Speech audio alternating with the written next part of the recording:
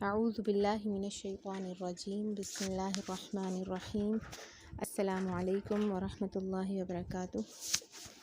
میرے YouTube channel تجوید سیکھیں وت فاطمہ پر آپ سب کو خوش آمدید۔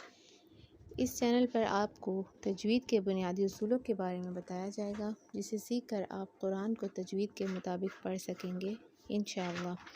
آپ سے گزارش ہے کہ میرے اس چینل کو سبسکرائب کریں، لائک کریں اور دوستوں کے ساتھ بھی شیئر کریں۔ آج ہمارا جو فرسٹ ٹاپک ہے وہ ہے علم التجوید کی اہمیت۔ ٹھیک ہے، الحمدللہ وکفی وسلام علی عبادہ الذی اصطفی، اما بعد۔ اللہ تعالیٰ کا ارشاد ہے وَرَتَّلْنَاهُ تَرْتِيلًا، ہم نے قرآن کریم کو بواسطہ جبریل ترتیل کے ساتھ اپنے رسول اللہ صلی اللہ علیہ وسلم کو پڑھ کر سنایا۔ اور دوسری جگہ ارشاد فرمایا وَرَتِّلِ الْقُرْآنَ تَرْتِيلًا، قرآن مجید کو خوب ٹھہر ٹھہر کر اطمینان کے ساتھ پڑھو۔ اور تیسری جگہ فرمایا وَقُرْآنًا فَرَّقْنَاهُ لِتَقْرَأَهُ عَلَى النَّاسِ عَلَى مُكْثٍ، قرآن کریم کو ہم نے صاف صاف اور واضح انداز میں ترتیل کے ساتھ اتارا تاکہ آپ اسے لوگوں کے سامنے ترتیل کے ساتھ پڑھ کر سنائیں۔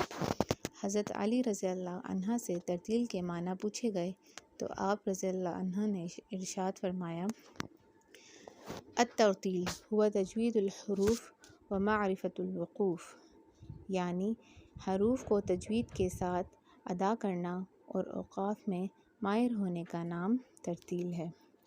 مذکورہ آیات سے ترتیل کی عظمت و اہمیت اور اس کا وجود ثابت ہوتا ہے، اور اس علم کی فضیلت کے لیے اتنی بات کافی ہے کہ اللہ سبحانہ وتعالی نے ان آیتوں میں ترتیل کی نسبت اپنی طرف فرمائی ہے۔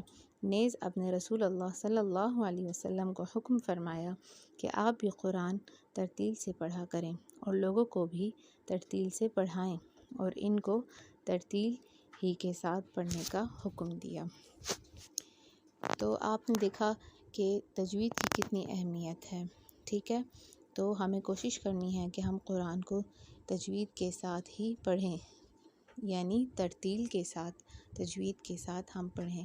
ٹھیک ہے، اور آج کی ہماری ویڈیو یہاں تک ہی تھی۔ انشاءاللہ ہم نیکسٹ ویڈیو میں نئے ٹاپک کے ساتھ ملیں گے۔ السلام علیکم ورحمۃ اللہ وبرکاتہ۔